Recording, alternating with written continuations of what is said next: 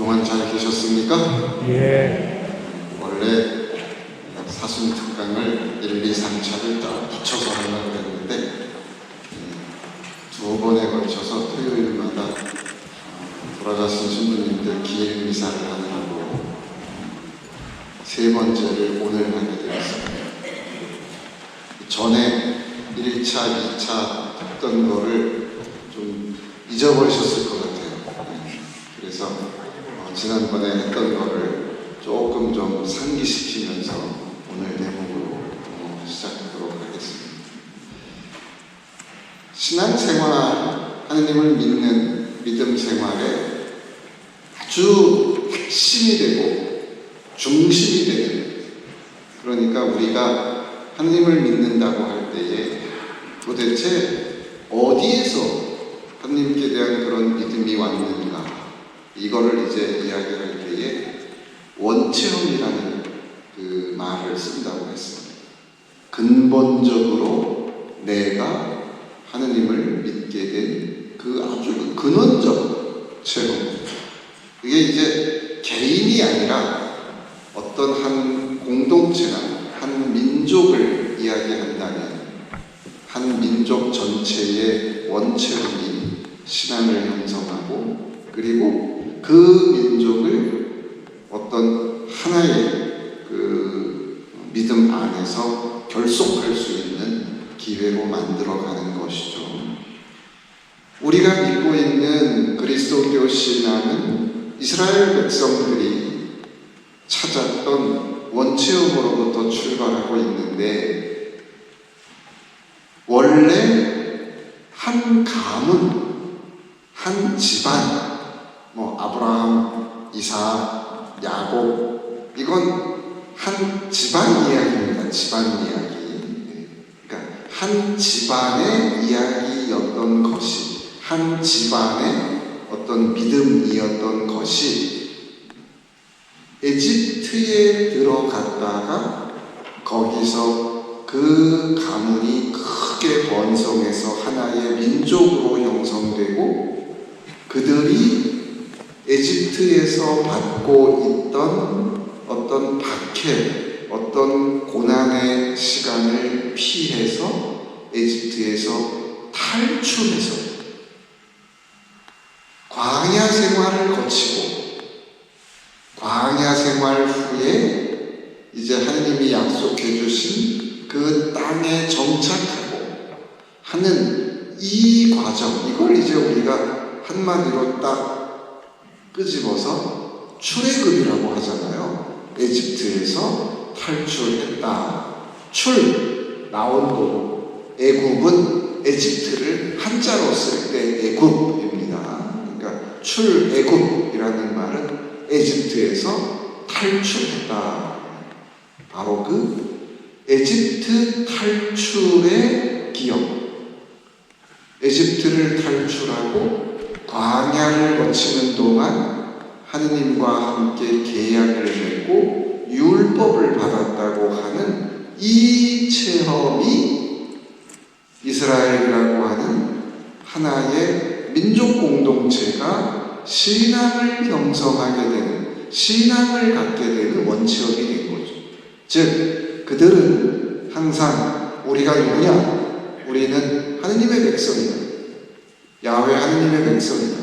그런데 우리는 어떻게 야훼 하느님의 백성이 됐지? 라고 말할 때 그건 바로 우리가 에집트에서 종살이 할 때, 그래서 우리가 고통 중에 울부짖을 때 하느님께서 몸소 개입하셔서 우리를 에집트에서 구출해 주셨고 우리를 강성한 민족이 되게 해주셨다.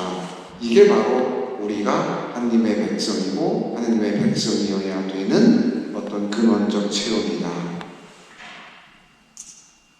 그렇게 출애굽이라는 근원적 체험을 통해서 형성된 이스라엘 민족은 야곱의 12아들이라고 하는, 그들을 각각의 조상으로 하는 12지파 동맹체로 형성되어 있었다.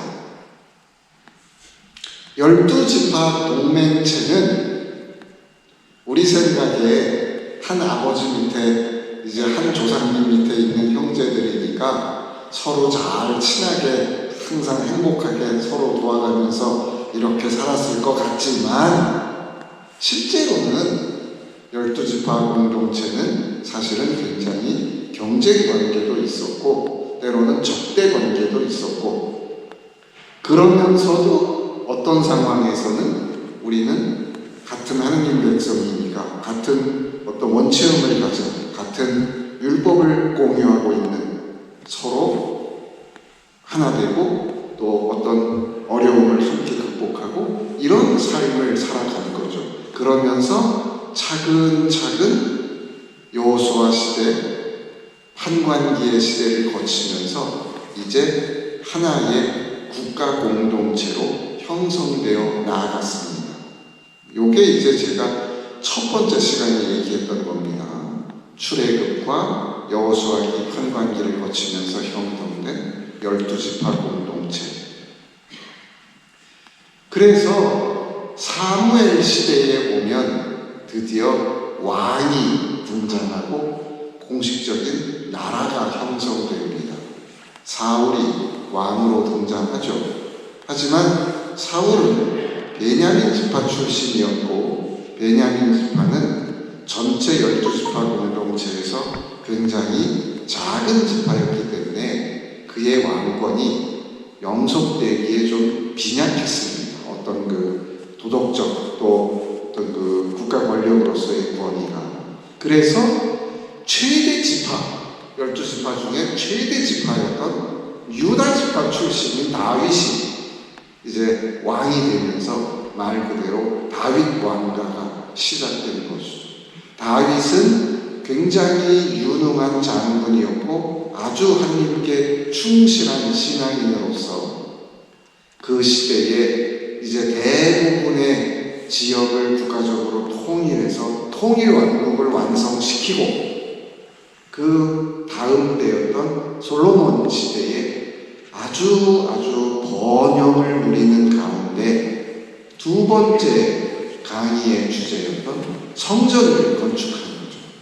나라가 안정되고 국가적으로 경제가 좀 발전하고 그런 거대한 건축, 거대한 토목공사를 할 수 있는 바탕이 형성됐을 때에 이제 솔로몬 시대 때 드디어 광야 시절부터 끊임없이 이어지던 천막을 치고 하느님의 계약의 궤를 모셔놓던 시대가 끝나고 성막의 시대가 끝나고 드디어 제대로 된 집을 지은 성전의 시대가 시작되는 것이죠. 그래서 솔로몬 시대에 성전이 지어졌고 이 성전은 모든 이스라엘 신앙 공동체의 신앙의 중심이 됩니다. 제가 이런 말씀을 드렸죠. 그 시대에는 하느님에 대한 어떤 그 관점이 우리와 달라다. 지금은 우리가 하느님은 어디에 계시느냐 하면 세상에 아니 계신 데 없이 곳곳에 다 계신다라고 믿고 고백하지만 성전의 시대에는 하느님은 어디에 계시느냐? 성전에 계십니다. 이 전 지구상에 인간이 사는 이 땅에 하느님은 어디 계시느냐? 성전에 계십니다. 그러니까 기도할 때도 항상 성전을 향해서 기도하고 이스라엘 백성들이 우리는 대단한 민족이야. 우리는 정말 최고의 민족이야. 라고 자부심을 가질 수 있었던 것은 바로 성전이 자기들과 함께하고 있었기 때문이죠. 그러니까 하느님이 우리 하느님인 거예요. 하느님이 쟤네 하느님이 아니고 하느님이 우리 하느님. 우리가 하느님의 백성인 거죠. 이런 아주 대단한 어떤 자부심, 바로 이제 의식을 갖게 된 것이죠. 그런데 이러한 인간적인 그 시대는 오래가지 못하고 솔로몬 후기에 이제 나라는 벌써 혼란에 빠지기 시작하고 경제적으로 안정되고 부가 넘치다 보면 세상과 사람은 썩게 돼 있습니다. 그래서 이제 솔로몬 후기에부터 벌써 이제 왕도 나라도 제정신을 차리지 못하고 하느님으로부터 유리되고 그리고 온갖 우상 숭배가 시작되고 그러면서 이제 솔로몬 이후에 나라가 반쪽이 나고 남유다, 북이스라엘. 그래서 남쪽과 북쪽이 이렇게 분리될 때 아까 12지파 공동체에 이 12지파 공동체가 분리된 거예요. 그래서 북쪽 이스라엘의 10개의 지파가 하나의 새로운 나라를 형성하고 북이스라엘, 그리고 남쪽에는 이제 유다 지파를 중심으로 하는 그런 그 단일 국가가 형성이 되어 있었던 것이죠. 그래서 북쪽과 남쪽의 나라가 서로 이렇게 이제 그 마치 지금의 우리나라처럼 남북한처럼 이렇게 대치되고 있는 과정에서 사이가 별로 안 좋았습니다. 원래 형제끼리 갈라지면 더 사이가 안 좋아요. 합치기도 힘들고. 그래서 서로 참 많이 싸우면서 지냈습니다. 그 많이 싸우면서 지내는 이야기가 이제 열왕기에 쭉 등장을 하죠. 우리가 지금 이제 말씀 사이기 성경 통독 진도가 열왕기에 이제 들어가 있는데, 열왕기가 이제 바로 그런 남쪽 북쪽의 그 국가들이 서로 왕들이 막 지나가면서 이렇게 다투면서 살아가는 삶의 이야기가 열왕기를 통해서 진행되고 있는 겁니다. 그런데 열왕기를 잘 보시다 보면 한 가지 이런 특징을 갖게 됩니다. 북쪽 이스라엘은 도대체가 제대로 된 왕이 없어요. 죄가 우상숭배에 빠지고 그리고 수도 없이 쿠데타가 일어나고 그냥 또 죽이고 죽고 새 왕이 등장하고 또 다른 왕이 등장해서 죽이고 뭐 이런 일들이 거듭됩니다. 그나마 남쪽은 그래도 유다 그 지파로서 다윗의 왕가가 그 후손이 이렇게 이제 진행되는 모습을 보죠. 그리고 그래도 남쪽 유다에는 그래도 가끔 정신 차리는 인물이 있어요. 그리고 이제 정신 차린 인물의 시대에는 나라가 그래도 좀 이렇게 안정되고 그나마 좀 이렇게 좀 잘 지내는 모습을 보이게 됩니다. 이게 왜 그러냐면 열왕기를 편집하고 기록했던 사람들이 남쪽 유다 왕국의 일종의 어떤 국가 정통성을 부여하고 있었기 때문입니다. 그러니까 남쪽과 북쪽이 나라가 됐는데 그래도 원래 하느님이 선택하신 그 나라 그리고 그 왕가는 그래도 남쪽이 맞지, 유다 왕국이 맞지. 거긴 다윗의 후손들이잖아. 그리고 또 하나 중요한 건 거기에 뭐가 있어요? 성전이 있잖아요. 남쪽에. 그러니까 그래도 남쪽이 맞기는 한 거야 라는 그런 사관이 있었던 거죠. 열왕기에. 어쨌든 그렇게 진행되다가 남북쪽 이스라엘 왕국이 먼저 망합니다. 북쪽 이스라엘 왕국을 멸망시킨 나라는 아시리아 제국이었어요. 아시리아 제국이 등장하면서 북쪽 이스라엘을 멸망시키고 그리고 북쪽 이스라엘의 사람들을 포로로 끌고 가고 한 이런 일이 생깁니다. 이게 이제 기원전 722년경입니다. 남쪽 유다는 그 후에도 계속해서 그래도 나름대로 국가 형태를 유지하고 있다가 새롭게 등장한 대제국인 바빌론에 의해서 결정적으로 기원전 587년에 나라가 망합니다. 그러니까 북쪽, 남쪽 다 망한 거죠. 그런데 남쪽 유다가 망할 때에 아주 중요한 일이 벌어집니다. 바로 성전이 파괴됩니다. 그러니까 침략자들이 하느님의 집인 성전을 파괴했습니다. 그리고 많은 유다인들을 바빌론으로 포로로 끌고 갔다고 했습니다. 그래서 그들이 성전 파괴를 경험하면서 바빌론으로 끌려가서 바빌론 포로 생활을 했죠. 그 포로 생활이 50년이었습니다. 50년 동안 포로 생활을 합니다. 그리고 그 바빌론 유배는 이스라엘 백성들에게 굉장히 중요한 새로운 어떤 그 체험이 됩니다. 아까 처음에 원체험이었던 출애굽. 이제 두 번째 우리가 누구이고 우리가 어떤 백성인지를 다시 정말 깨닫게 되는 중요한 사건이 바로 그 바빌론 유배였습니다. 왜냐하면 바빌론 유배를 통해서 그들은 지금까지 자기들이 갖고 있던 하느님에 대한 기본적인 신앙, 특별히 성전을 중심으로 하는 그 신앙에 문제가 있었음을 알게 되죠. 왜? 지금까지 우리들 신앙의 중심에는 성전이 있었는데 성전이 없어진 거예요. 그럼 뭐지 도대체? 하느님이 없어진 거예요. 하느님이 안 계신 거예요. 우리는 하느님의 백성이었어. 왜 우리가 하느님의 백성이야? 우리는 율법을 갖고 있고 성전이 있잖아요. 근데 성전이 없어졌어요. 그럼 우리는 뭐야 도대체? 바빌론의 신이 우리가 알고 있던 그 야훼 하느님보다 더 위대한 사람, 위대한 신인가? 그럼 우리가 지금 여기서 바빌론의 신을 믿어야 되나? 이런 근본적인 신앙의 위기를 겪게 된 거죠.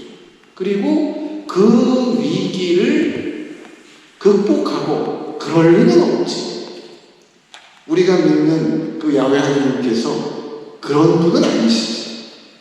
그러면 우리의 신앙을 우리가 이제 어떻게 이해해야 되지? 라고 하면서 유배를 통해서 그들은 하느님을 찾고 하느님을 바라보는 신관, 믿음 생활의 새로운 경지를, 새로운 방향을 찾게 됩니다.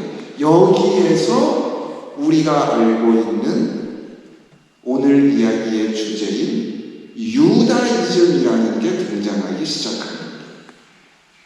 유다이즘은 우리가 무슨 이즘이라는 말을 쓰면 우리가 한국말로 그걸 번역할 때는 되게 무슨 주의 이렇게 번역하잖아요. 근데 그 유다이즘이라고 할 때는 유다주의가 아니고 결정적으로 말하면 지금 우리가 흔히 이야기하는 유대교라고 하는 그 유대교 신앙이 등장하기 시작하는 거죠. 물론 유대교 신앙은 그 이전에 유배 이전에도 야훼 하느님께 대한 또 모세오경에 기반한 율법 정신 이런 것을 기존으로 하는 신앙 상태가 신앙 전통이 있어 왔는데 이것이 유배라고 하는 아주 놀랍고 새로운 어떤 극적인 체험을 통해서 전혀 다르고 그리고 보다 더 아주 신학적인 고찰을 통한 새로운 종교적 실천으로 이제 형성되어 나가기 시작했다는 겁니다. 이거를 이제 유다이즘, 유다교의 출발이라고 이야기하는 것이죠. 자, 그러면 그 출발이 되는 것이 무엇이었느냐? 유다이즘의 출발이 바로 유배로부터의 귀환이었습니다. 50년이 지나고 바빌론 유배 50년이 지나고 드디어 유배가 끝난 거예요. 유배가 끝나게 되는 계기가 된 것은 또 다른 제국의 등장이었습니다. 그러니까 대제국이었던 바빌론을 멸망시키고 다시 그 지역을 싹 점령했던 제국의 등장, 그 제국이 바로 페르시아였습니다. 페르시아는 지금의 이란이죠. 이 이야기가 이제 성경에 등장하는 게 바로 에즈라기. 성경이 앞에 있으신 성경책에서 에즈라서를 한번 열어보시면 에즈라기는 역대기 뒤에 나오죠. 에즈라에서의 출발이 바로 바빌론 유대가 끝났다라는 겁니다. 그래서 페르시아 임금 키루스 제1년 그 바빌론을 멸망시키고 이스라엘 백성을 유대에서 집으로 돌아갈 수 있도록 해준 임금이, 페르시아 임금이 이름이 키루스였습니다. 지금 우리 성경에는 키루스라고 나오는데 예전에는 이거를 치루스라고 읽었었는데 같은 이름입니다. 키루스가 페르시아 왕으로서 바빌로니아를 멸망시키고, 그리고 그가 이제 모든 바빌론 제국하에 속해 있던 포로들을 고향으로 돌아가라고 명령을 하는 것이죠. 그래서 거기에 그 말이 나오죠. 페르시아 임금 키루스를 선포한다. 그리고 그 뒤에 나는 너희 가운데 그분 백성에 속한 이들 가운데 누구나 그들의 하느님과 함께 하시기를 빈다. 이제 그들이 유다의 예루살렘으로 올라가서 주 이스라엘의 하느님 집을 짓게 하여 이스라엘 백성들을 유배에서 고향으로 돌아가는 귀한 명을 내리게 된 겁니다. 그래서 이스라엘 백성들이 이제 드디어 고향으로 50년 만에 돌아오게 되죠. 그리고 그들이 돌아왔을 때에 제일 먼저 했던 일이 바로 성전을 재건하는 것이었어요. 신앙생활의 중심이었습니다. 그 성전을 재건하기 위해서 앞장섰던 사람이 유다 총독으로 임명되었던 스알티엘의 주르바벨의 아들 스알티엘이라는 사람이었습니다. 그러니까 이 이름은 어디에도 나오냐면은 예수님의 마태복음에 나오는 예수님의 족보에도 나오는 이름이죠. 그리고 성전을 재건하게 되는데 이 성전을 재건하는 과정에 관한 이야기는 에즈라기에도 나올 뿐더러 에즈라기 다음에 나오는 느헤미야서에도 나옵니다. 근데 이건 쉽게 되는 일은 아니었어요. 왜냐하면 방해 요소들이 너무 많았습니다. 그리고 이제 그런 모든 방해 요소들을 끝내고, 그리고 이제 성전을 건축하고 다시 재건하고, 그리고 성전을 하나님께 봉헌하고 하는 데에 굉장히 시간이 많이 걸렸습니다. 몇십 년이 걸렸죠. 이렇게 해서 유배 이후에 다시 재건된 성전을 제2성전이라고 부릅니다. 그러니까 우리가 성경을 읽다 보면 성전에 관해서 이야기할 때에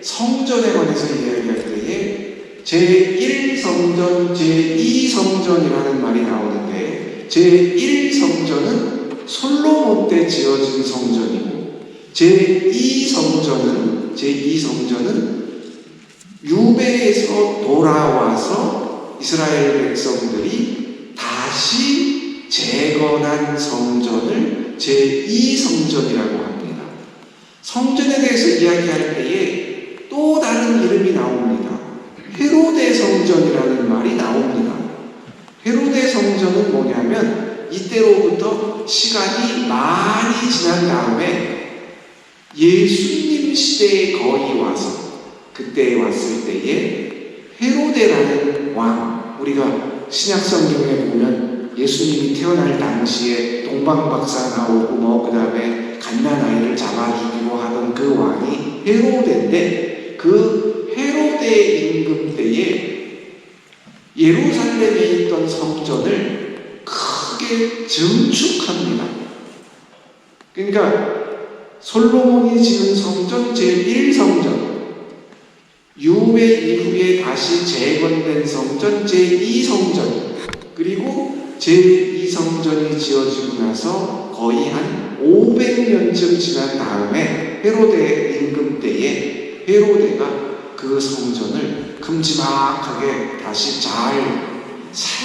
완전히 새로 짓는 건 아니고, 있던 건물을 이제 요즘 말로 말하면은 리모델링 하는 거죠. 그러면서 더 큼지막하게 이렇게 잘 지어서 그 성전을 헤로데 성전이라고 부릅니다. 그러니까 예수님 시대에 신약 성경에서 예수님이 성전에 봉헌되고, 또 예수님이 12살 때 성전에 가서 거기서 학자들과 토론을 하고, 또 또 예수님이 공생활 때에 성전에 가서 성전을 정화하시고 또 뭐 이 성전을 허물어라 내가 사흘 만에 짓는다 이런 그 성전에 관한 이야기가 나오는데 그 성전은 바로 헤로데가 증축해 놓은 성전이었습니다. 그 성전은 결정적으로 예수님 후대에 예수님이 이제 지나가시고 난 다음에 그로부터 한 30여 년 뒤에 로마 제국이 완전히 이스라엘을 멸망시킬 때 그때에 헤로데가 지은 성전도 완전히 파괴됩니다. 그러면서 이 지구상에 있었던 하느님의 성전이라고 하는 예루살렘 성전은 사라지는 거죠. 그리고 그렇게 사라진 예루살렘 성전의 흔적, 그 예루살렘 성전의 흔적이 지금 예루살렘에 가면 남아있는 소위 통곡의 벽이라는 것입니다. 그러니까 예루살렘 그림을 이렇게 예루살렘 성전, 예루살렘 그 도시 그림을 이렇게 보면 아주 눈에 확 띄는 건물이 하나 있는데 그게 뭐냐면은 금색으로 지붕을 둥그렇게 칠한 그런 그 큰 건물이 보입니다. 예루살렘을 이렇게 사진을 볼 때 늘 눈에 띄는 거예요. 아주 황금으로 이렇게 그 지붕이 형성되어 있는 큰 건물이 있는데 그 건물은 이슬람 모스크입니다. 지금 현재 이슬람의 3대 성전 중에 하나죠. 바로 그 이슬람 황금 그 지붕으로 덮여 있는 그 이슬람 모스크가 있는 그 건물의 기초 부분, 그 기초 부분에 해당하는 데가 바로 통곡의 벽입니다. 그러니까 한마디로 말하면 그거죠. 원래 예루살렘 성전이 있던 자리에 예루살렘 성전이 싹 파괴되고 없어진 그 자리에 나중에 이슬람 사람들이 들어와서 바로 그 자리에다가 성전을 지은 거, 자기네 모스크를 지은 거예요. 근데 그 밑에 기초를 이루고 있던 성전의 큼지막한 돌덩이들, 그 돌덩이는 지금도 남아 있습니다. 그게 이제 유다인들의 기도처인 통곡의 벽입니다. 왜 통곡의 벽이냐 하면 지금도 사람들이 거기에 가서 예루살렘의 멸망과 또 옛날 성전의 그 자기들의 어떤 그 잘못을 이야기하면서 통곡을 했다는 거예요. 거기 가면. 지금도 거기 가면은 아주 굉장히 열심한 유다인들이 와서 기도하는 장면을 많이 볼 수 있죠. 열심히 막 그 성전을 읽으면서 기도하고 또 그 특징적인 거는 자기가 이제 거기서 기도한 후에 자기의 어떤 그 기도의 소원이나 이런 거를 깨알 같은 글씨로 써가지고 그 통곡의 벽 돌 사이에다가 이렇게 끼워 놓으면 그러면은 뭐 성대 그 소원이 이루어진다 뭐 그런 어떤 이제 그 하느님께서 들어주신다는 믿음이 있어서 하여튼 가면은 그냥 돌 틈 사이에 끼워 놓은 그 종이들이 아주 빼곡합니다. 네, 빼곡하고 뭐 저도 한 30년 전에 가서 하나 끼워 놓고 왔는데 네, 아직도 있나 모르겠습니다만 네. 거기에 가면은 그 통곡의 벽에 가면 가서 기도하고 그리고 기도하면서 이렇게 이제 종이에 소원을 써서 이렇게 끼워 놓는 것이 하나의 이제 어떤 전통처럼 되어 있습니다. 자, 그러면 그렇게 그 유배가 끝나고 나서 이제 성전을 재건하고 그리고 성전을 재건한 후에 그들은 다시 이제 과거와 같은 그러니까 그 유배 이전에 자기들이 범했던 잘못은 뭐였냐면 한마디로 하느님께 충실하지 못했고 율법에 충실하지 못했다는 거예요. 즉 그들이 깨달은 그 깨우침은 그거였습니다. 유배를 통해서 그들이 깨우친 신앙의 깨우침은 그거였습니다. 왜 우리가 망했느냐? 왜 성전이 파괴됐느냐? 이건 하느님이 안 계시고 하느님이 무슨 뭐 다른 어떤 그 잡신에게 패배했기 때문에 벌어진 일이 아니라 이건 하느님께서 당신의 백성인 우리에게 새로운 깨우침을 주시기 위함이었다. 자, 그 새로운 깨우침은 뭐냐? 정신 바짝 차리고, 그리고 정말로 언제나 한결같이 율법에 충실하라. 예전에 모세를 통해서 너희들에게 내려줬던 그 율법 정신에 충실하고, 정말 언제 어디서든지 어떠한 경우에든지 율법을 지키며 살아라. 바로 그 율법 정신을 새롭게 이스라엘 백성들에게 각인시키고 그것을 가르치는 사람이 바로 에즈라였습니다. 에즈라와 느헤미야, 이렇게 이제 그 두 사람의 이름이 등장을 하는데, 느헤미야는 유다인들 지역을 다스리던 총독이었고요. 유다인이었지만, 에즈라는 지금으로 말하면 율법학자예요. 그러니까 율법학자인 에즈라가 이제 유배 이후에 돌아온 이스라엘 백성들을 다시 불러 모으고 그들에게 율법을 가르치고 율법 정신을 각인시키고, 그래서 에즈라를 어떤 식으로도 표현하냐면 제2의 모세라고도 이야기를 합니다. 그러니까 바빌론에서 그 50년 동안의 유배 기간이 끝나고 그 고향으로 돌아온 사건을 이스라엘은 새로운 출애굽이라고 이해했습니다. 과거에 우리가 에집트에서 탈출하면서 하느님께 대한 근본적 체험을 했던 것처럼, 이제 유배를 끝내고 다시 고향으로 돌아가는 것은 새로운 출애굽이다. 새로운 엑소도스. 그리고 그 새로운 엑소도스의 과정, 그리고 그 다음에 율법 정신을 각인시키고 우리를 새롭게 하느님의 백성으로 거듭날 수 있도록 이끌어준 선생, 교사였던 에즈라는 바로 제2의 모세 같은 사람이었던 거죠.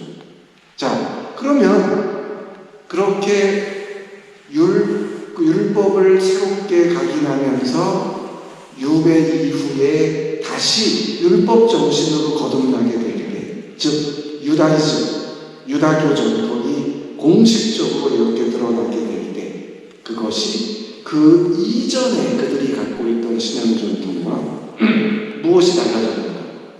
이제 그들은 하느님을 유배 이전에는 하느님을 어떻게 이해했냐면, 마치 우리와 비슷하게 함께 살아가는, 즉 굉장히 인간적인 모습으로 이해했습니다. 그러니까 우리가 가만히 생각해 보면 알 수 있지만 그 이전의 모습에 보면 하느님은 아브라함하고 대화도 하시고 이야기도 하시고 나타나기도 하시고, 모세하고 늘 이렇게 장막에서 마치 무슨 친구끼리 얘기하듯이 서로 막 얘기도 나누고, 가가지고 막 불평도 하고, 모세가 하느님 못 살겠어요. 제 백성들이 말 안 들어요. 차라리 날 죽여주세요. 이런 얘기도 하고 등등등. 그러니까 하느님이라는 분이 그렇게 굉장히, 물론 하느님은 굉장히 우리와는 다른 영적인 분이시고 창조주이신 분이지만 인간적으로 굉장히 아주 우리와 가까운 모습처럼 이해됐는데, 이런 유배 과정의 새로운 깨달음을 통해서 드디어 지금 우리가 생각하는 것처럼 초월적인 존재로서의 신, 하느님이 성전에 계시다라는 것은 인간적 개념이죠. 왜냐하면 인간은 세상 어디에나 있을 수 없잖아요. 인간은 여기에 있죠. 육체적인 한계가 있으니까. 제가 지금 여기에 있잖아요. 제가 여기에 있으면서 또 저기에 있을 수 없잖아요. 내가 저기에 있으면 여기에 없는 거고. 그러니까 그런 이해를 한다면 하나님은 성전에 계셔. 그러니까 당연히 성전 아닌 곳에는 여긴 안 계시지. 왜 여기 계십니까? 이런 개념이죠. 그런데 유배 이후에 안티오쿠스라는 임금이었습니다. 그래서 그 밑에 보면 마카베오 3권 1장 10절에 보면 안티오쿠스라는 이름이 나옵니다. 근데 이제 안티오쿠스라는 이름도 이름이 하나가 아니라 두 개가 나와요. 사실은 역사적으로 보면 안티오쿠스 임금이 1세, 2세, 3세, 4세 이렇게 나오는데 여기에 나오는 안티오쿠스 에피파네스라는 이름이 나오잖아요. 지금 여기 이 안티오쿠스 에피파네스가 안티오쿠스 4세 똑같은 이름을 가진 네 번째 임금입니다.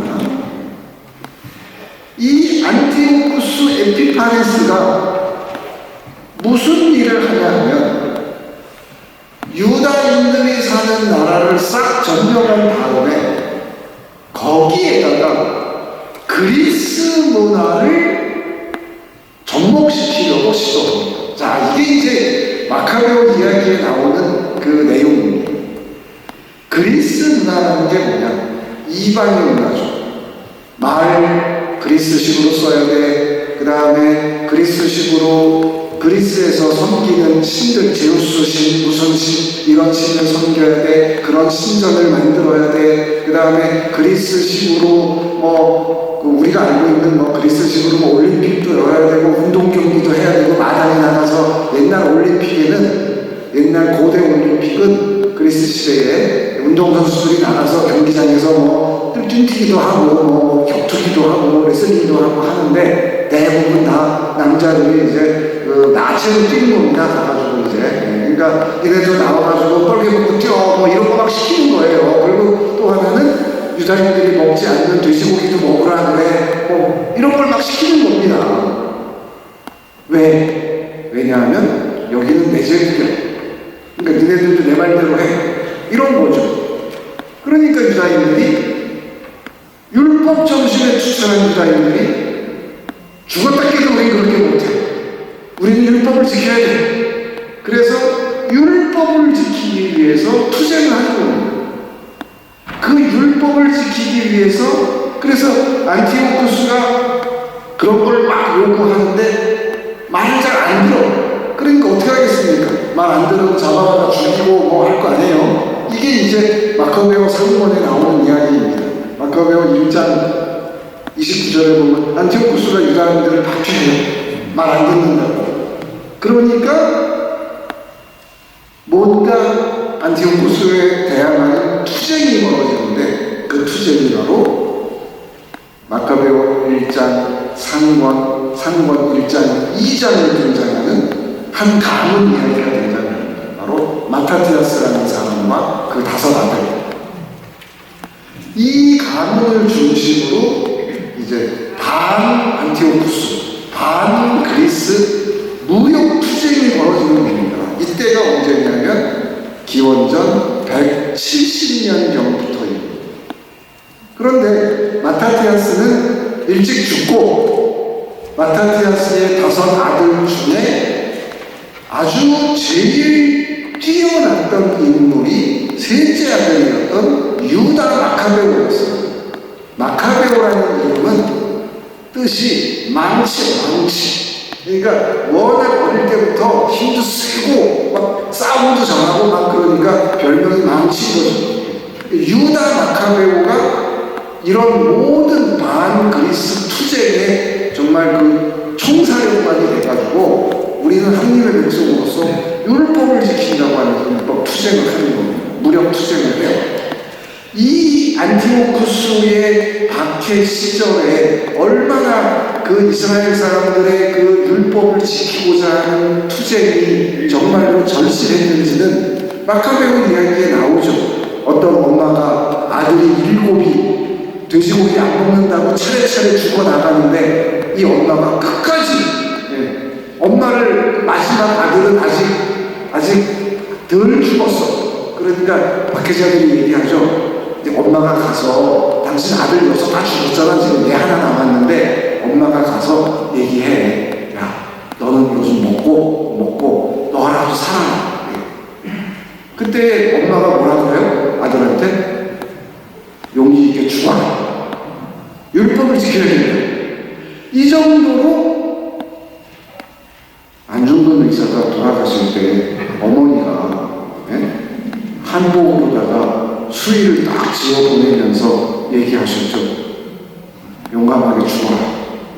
절대로 외놈들한테 목숨을 구걸하지 마라. 글쎄 안중근 의사 어머니도 뭐 이 마카로에 나오는 어머니 정도 되신 거죠. 하여튼 처절하게 율법을 지키기 위해서 투쟁했습니다. 유다 마카베오가 투쟁을 하다가 유다 마카베오가 죽어요. 그러니까 그 형이었던 요나탄이 그 뒤를 잇습니다. 그래서 이제 요나탄이 또 그 뒤를 이어서 투쟁을 해요. 요나탄도 죽어요. 그 다음에 또 다른 형제였던 시몬이 이제 또 뒤를 잇습니다. 그래서 마타티아스와 그 아들들이었던 유다 마카베오, 요나탄, 시몬이 계속해서 이어가면서 투쟁을 하는 거죠. 그리고 그 투쟁에 결정적으로 승리를 합니다. 그리고 나서 그 유다 마카베오 가문의 승리를 통해서 철저한 율법주의가 형성되고 그 과정 속에서 우리가 신약성경에서 알고 있는 바리사이파가 등장합니다. 정말 그 엄청난 그 헬레니즘의 막그 침략 속에 율법을 충실히 지키기 위해서 더 율법 정신으로 뭉쳐야 됩니다. 더 철저하게 율법을 지켜야 돼. 우리는 정말 언제 어디서라도 율법을 지키면서 살 거야 라고 하는 사람들이 똘똘 뭉치는 거예요. 그러니까 무력 투쟁을 하면서 바로 그런 정신들이 더 강해진 거죠. 바로 그 사람들이 바리사이였어요.